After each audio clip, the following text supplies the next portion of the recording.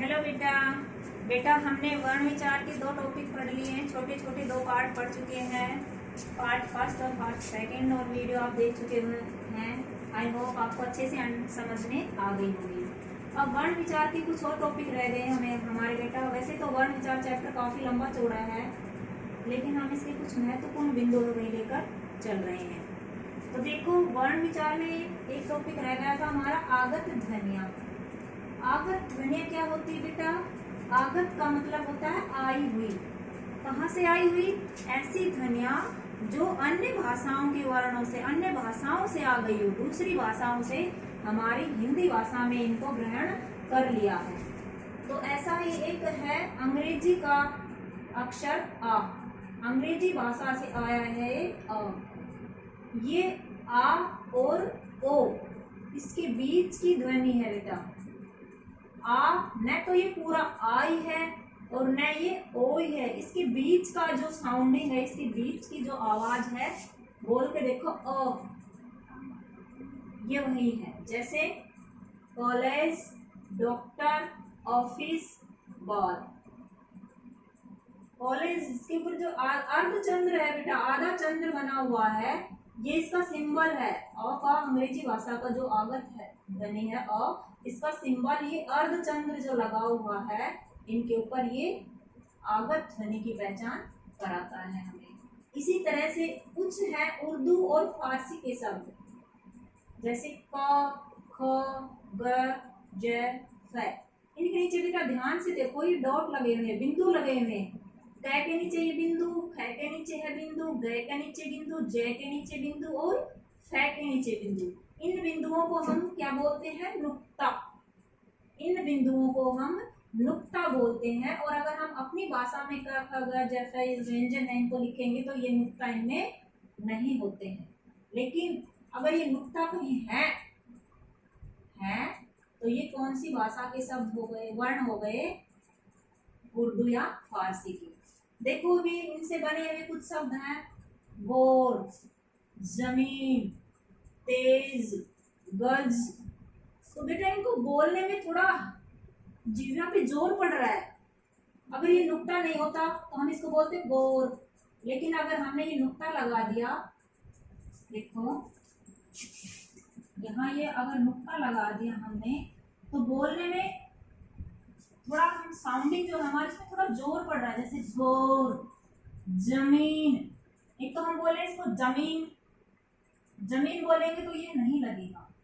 अगर हम इसको शुद्ध उच्चारण कर रहे हैं, जमीन। तेज, एक तो होता है तेज, ये तेज। एक होता है गज, ये हो गया गज। देखो एक तो गज होता है, ये गज जो होता है बगैर नुक्ता वाला, इसका मतलब तो हाथी होता है।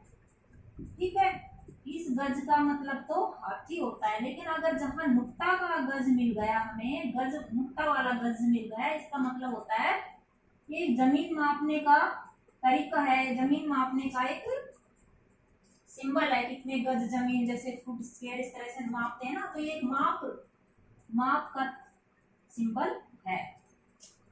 अब आता है हमारे बेटा संयुक्त व्यंजन। संयुक्त व्यंजन क्या होते हैं? संयुक्त व्यंजन वे होते हैं जो दो या दो से अधिक व्यंजनों के योग से बने अक्षर। ऐसे अक्षर जो दो व्यंजनों के योग से बनते हैं। जैसे हिंदी भाषा में बेटा मेन रूप से तो 4 ही संयुक्त व्यंजन लिए गए हैं। वैसे तो अब काफी संयुक्त व्यंजन यूज होने लगे हैं, लेकिन मेन रूप से, मुख्य रूप से ये 4 ही संयुक्त व्यंजन है। क, श। क और श मिलके क्या बन गया? क्ष, क्षत्रिय वाला छ। जैसे इससे बने शब्द है क्षमा, क्षत्रिय, क्षेत्र। और भी अन्य कई बार तरह के शब्द बनते हैं, आप बना के देखना बेटा। त और र, त्र। जो त्रिशूल वाला त्र है, ये त और र इनसे मिलके बना है। त्रिशूल, त्रिलोक, त्रिजटा, त्रिभुवन। ज और य से मिलके बना हमारा ज्ञ। इसको कई ज्ञानी भी बोलते हैं बेटा, लेकिन इसका शुद्ध उच्चारण ज होगा। ठीक है, अगर हम शुद्ध उच्चारण करेंगे इसका तो ज ही होगा, क्योंकि ज और य से मिलके बना है, न कि ग और ये से। अगर हम गे और ये से तो फिर गे ज्ञानी ये बनता फिर गे, ठीक है, ये वाला होता गे। तो चरण हम काफी जगह सुनते हैं, पढ़ते भी हैं, हमने पहले यही पढ़ा था कि जय और यहाँ से ज्ञ ज्ञानी बनता, लेकिन ये ज्ञ ज्ञानी नहीं, जय ज्ञानी है ये, ठीक है। ज्ञान, ज्ञापन, ज्ञात। श और र से मिल गया श्रय, श्रय श्रमिक, श्रय श्रम, श्रय, इस तरह के ये संयुक्त व्यंजनों के मेल से ये शब्द बने हैं। एक हमारा आता है बेटा, संयुक्त के बाद आता है द्वितीय।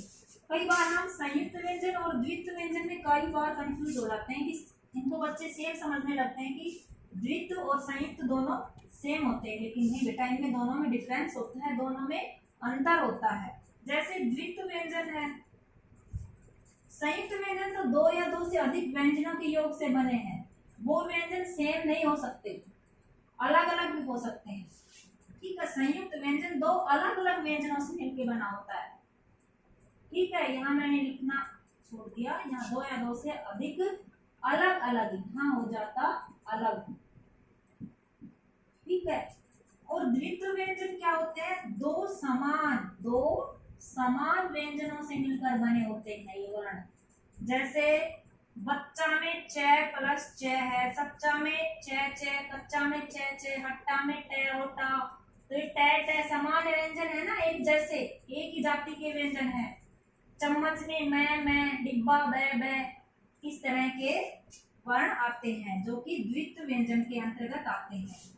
तो द्वितीय और संयुक्त दोनों में यही अंतर है कि संयुक्त व्यंजन में तो दो या दो से अधिक अलग प्रकार के व्यंजन मिलते हैं, जैसे क अलग जाति का है, स अलग है, त अलग है, र अलग है, लेकिन द्वितीय व्यंजन में दोनों सेम होते हैं, दोनों व्यंजन जिनका मेल हुआ है, जिन व्यंजनों का संगम हुआ है, वो सेम होते हैं। एक हमारा रह गया बेटा अयोगभा। ये अयोगभा भी वर्ण होते हैं व्यंजन, न तो ये व्यंजन के अंतर्गत आते हैं और न ही ये स्वर के अंतर्गत है। अयोगभा का अंतर है जो किसी के अंतर भी योग, किसी के अंतर जिनका योग नहीं किया जाता हो, जो न तो कभी स्वर होते हैं और न ही व्यंजन होते हैं। लेकिन इनका प्रयोग हम कैसे करते हैं बेटा, इनका प्रयोग हम अंग और अह जो है, इनका प्रयोग हम व्यंजनों के साथ स्वरों की तरह ही करते हैं। व्यंजन जो होते हैं उनके साथ लगाते हैं, स्वरों में भी कई बार लगा देते हैं, लेकिन स्वरों की जो मात्राएं होती है ना, स्वर सारे स्वर मात्रा के रूप में होते हैं, सारे स्वर मात्राओं के रूप में व्यंजनों पे लगते हैं, उसी तरह से अयोग व वर्ण भी स्वरों के ऊपर मात्राओं के रूप में लगते हैं। जैसे देखो अंग का सिंबल ये है, और अह या अनुस्वार, जो अह है इसका हम अनुस्वार का रूप में भी प्रयोग करते हैं। जैसे अंग का रंग, अंग, भंग, तो इनके ऊपर जो अंग अनुस्वार लगा है ये वाला ही अनुस्वार है अयोगवा वाला। और अह अनुनासिक वाला, आंख, चांद, इनके ऊपर जो चंद्र बिंदु लगा है ये आंख, चांद, पांच, इस तरह से शब्द जो बनते हैं वो अनुनासिक कहलाते हैं, या अनुनासिक से ही ये शब्द बने हैं। बेटा एक और है अंग। अनुस्वार जो है वो उनकी ध्वनि कहाँ से निकलती है, अनुस्वार जो वर्ण होते हैं उनकी ध्वनि हमारे नाक से उच्चारित होती है, नाक के द्वारा वो आवाज निकलती है, जबकि जो अनुनासिक है, अनुनासिक जो है इसकी ध्वनि नाक और गले दोनों से मिलकर की जाती है, यही दोनों में डिफरेंस है। एक और रह गया था, पढ़ते हैं विसर्ग। विसर्ग का सिंबल बेटा दो डॉट होते हैं, देखो मैंने यहाँ दिखाया है, ऊपर नीचे दो डॉट होते हैं विसर्ग, और इसकी ध्वनि होती है। विसर्ग की ध्वनि इसके द्वारा दर्शाते हैं है के द्वारा। जैसे प्रातः है तो हमने दो डॉट लगा दी, यहाँ देखो प्रात के बाद विसर्ग लगा दिया तो इसकी साउंडिंग हो गई प्रातः, अतः, नमः, इसी तरह से और भी अनेक शब्द बनते हैं। तो बेटा इस तरह से हमने वर्ण विचार में कुछ टॉपिक छूट गए थे उनके बारे में जाना। आई होप आपको अच्छे से समझ में आ गया होगा।